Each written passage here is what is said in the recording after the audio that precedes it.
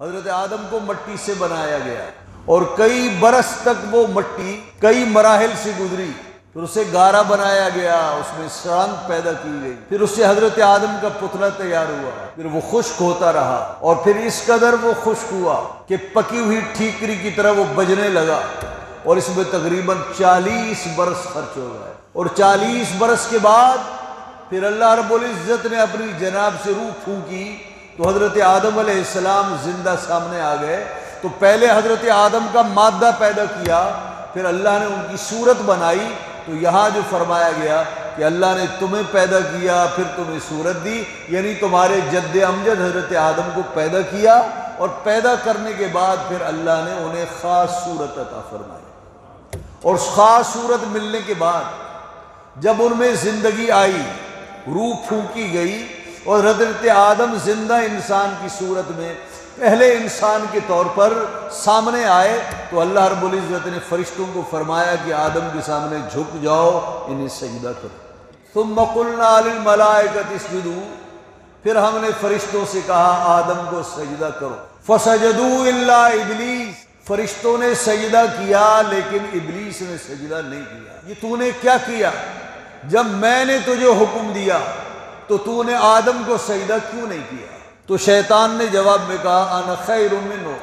خلقتنی من نار وخلقتہ من طین، میں اسے کیسے سجدہ کروں، میں ان سے بہتر ہوں۔ آدم ادنا ہے، میں اعلیٰ ہوں، اور میرے اعلیٰ ہونے کی دلیل یہ ہے کہ تو نے مجھے آگ سے پیدا کیا اور آدم کو تو نے مٹی سے پیدا کیا۔ آگ مٹی سے اعلیٰ ہے، تو آگ سے بننے والا مٹی سے بننے والے سے اعلیٰ ہوگا، اس نے کہا۔ اللہ رب العزت ارشاد فرماتا ہے ہم نے فرشتوں سے کہا کہ آدم کو سجدہ کرو، تو کیا انسان کو سجدہ کرنا جائز ہے؟ کیا آج بھی کوئی انسان کسی کو سجدہ کر سکتا ہے؟ بات یہ ہے سجدہ دو قسم ہے، ایک ہے عبادت کا سجدہ، اور عبادت کا سجدہ معبود اور خدا کو ہوتا ہے، اور ایک ہے تعظیم کا سجدہ کہ چھوٹا بڑے کے سامنے جھک جائے، اسے سجدہ کرے، تعظیم اعزاز و اکرام کے طور پر۔ یہ سجدے کی دو قسم ہے۔ جو عبادت کا سجدہ ہے وہ صرف اللہ کے ساتھ خاص ہے، اور عبادت کا سجدہ سوائے خدا کی کسی کو نہیں ہو سکتا، اور اللہ کے سوا کسی کو سجدہ کرنا عبادت کا یہ شرک ہے، یہ کفر ہے۔ اور ایک ہوتا ہے تعظیم کا سجدہ۔ تعظیم کا سجدہ بعض شریعتوں میں جائز تھا، حضرت آدم علیہ السلام کی شریعت میں جائز تھا، حضرت یوسف علیہ السلام کو ان کے والدین نے سجدہ کیا، ان کے بھائیوں نے سجدہ کیا، لیکن شریعت محمدیہ میں اس کو بھی حرام کرا دیا۔ ہماری شریعت میں سجدہ کسی کو جائز نہیں، اور کسی قسم کا سجدہ کسی کو جائز نہیں۔ عبادت کے سجدے کا تو سوال ہی پیدا نہیں ہوتا، عبادت سے جو کم درجے کا سجدہ ہے یعنی سجدہ تعظیمی، وہ بھی ہماری شریعت میں حرام ہے، جائز نہیں۔ اولیاء اللہ کو خواہ ان کی زندگی ہو، خواہ ان کی زندگی کے ماں بعد ہو، ان کی زندگی میں بھی انہیں سجدہ کرنا حرام، اور ان کی قبر اور ان کے مزار کو بھی سجدہ کرنا حرام۔ یہ اہل سنت و جماعت کا عقیدہ ہے۔ جہاں مزاروں کے خرافات ہیں، جہاں مزاروں پہ سجدے ہوتے، جہاں مزاروں پر دھمالے ڈالی جاتی، جہاں ڈھول باجے بجائے جاتے ہیں، ان تمام خرافات میں سے کسی کا بھی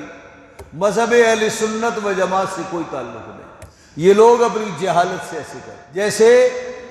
مسلمان اپنی جہالت سے شراب پیتا ہے، ڈاکے ڈالتا ہے، رشوت کھاتا ہے، یہ شریعت مطہرہ کی تعلیمات نہیں۔ ایسے ہی اگر کوئی اپنی جہالت سے